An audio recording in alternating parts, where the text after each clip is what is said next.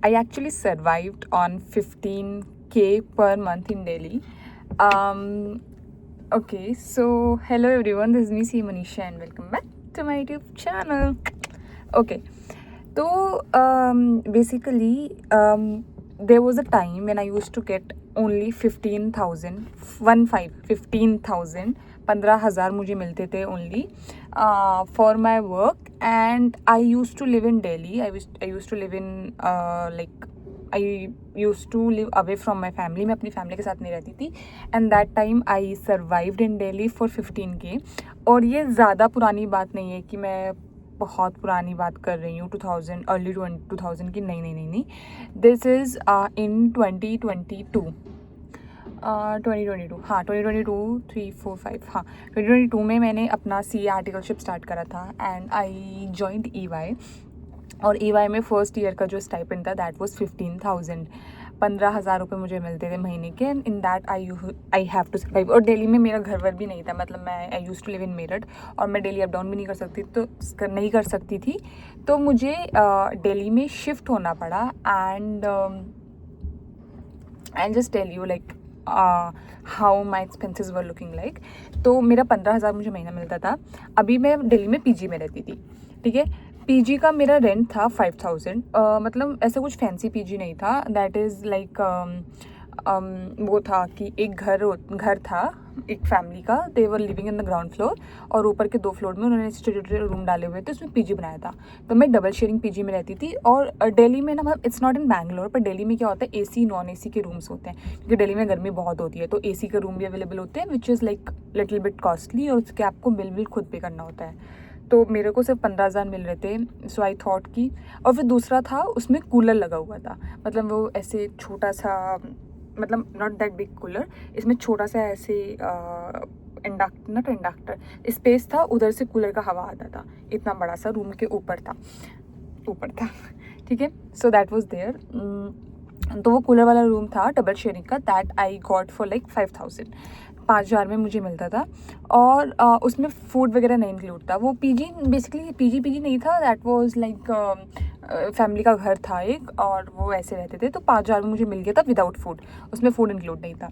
So now 5,000 I was paying for the rent. तो मेरे को सिर्फ 10,000 रुपये बचते थे for my all the expenses.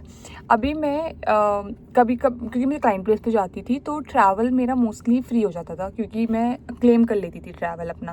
मतलब अगर मैं ट्रैवल करती हूँ, तो अगर आप ऑडिट में हो तो आप अपना travel food which you are having at the clients place, वो सब आप क्लेम कर सकते हो. तो मेरा ट्रैवल क्लेम हो जाता था.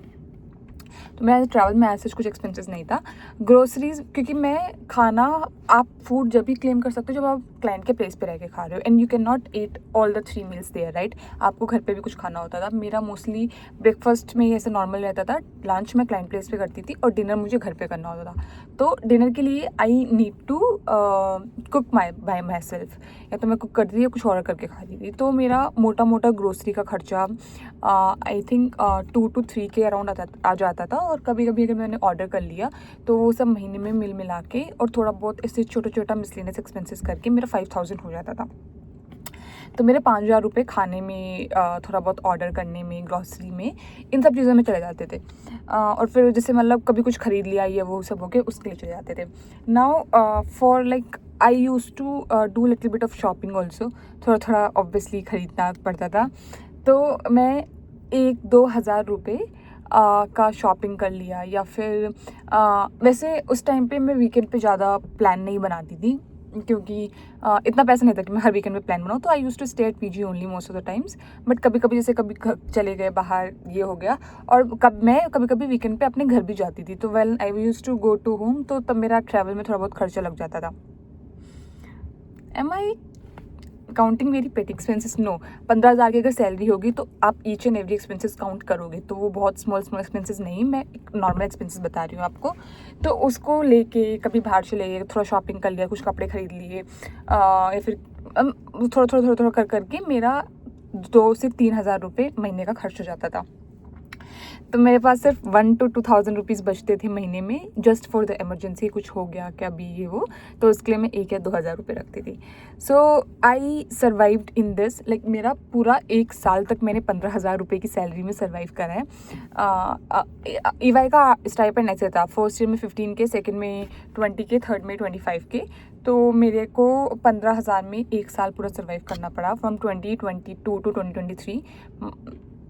मैंने अप्रैल में ज्वाइन करा था, तो 25 अप्रैल से 25 अप्रैल तक मेरे को 15,000 में सर्वाइव करा था. And the good part is कि स्टार्टिंग में ना मुझे 1-2 महीना सैलरी नहीं मिला था, मतलब कुछ ऑन बोर्ड होने में टाइम लगता है, तो 1-2 महीने का मुझे सैलरी नहीं मिला था. मेरे को तीसरे महीने से पूरा एक्यूमुलेट सैलरी मिला था.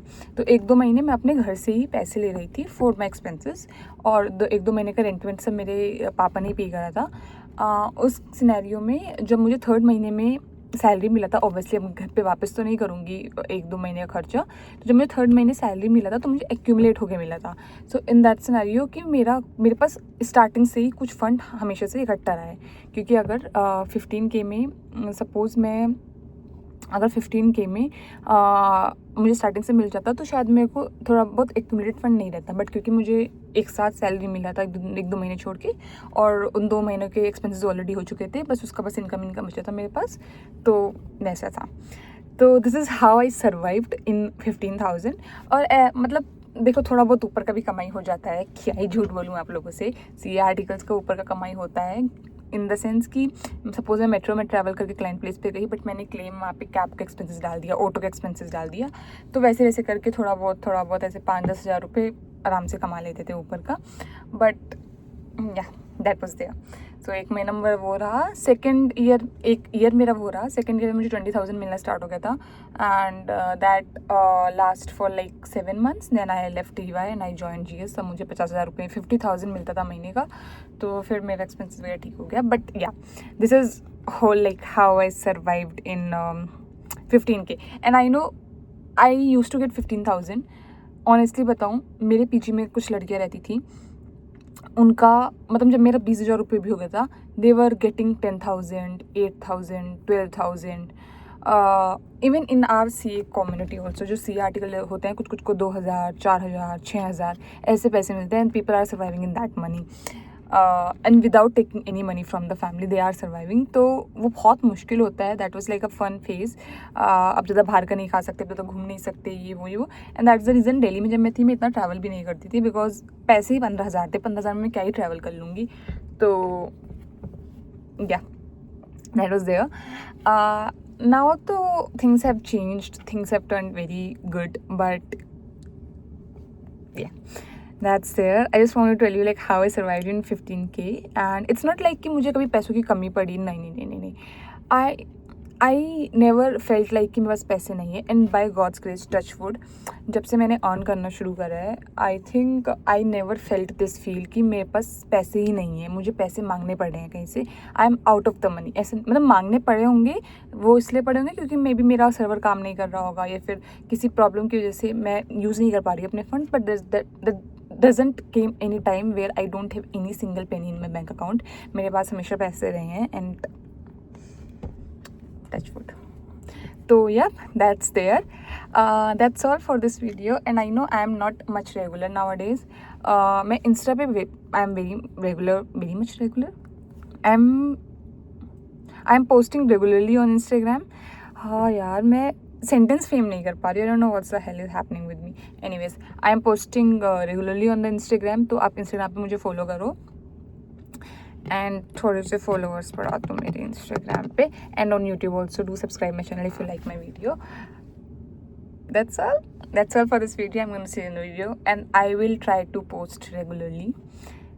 Yep, that's all for this video. I'm going to see you in the video. Bye. Ta-da.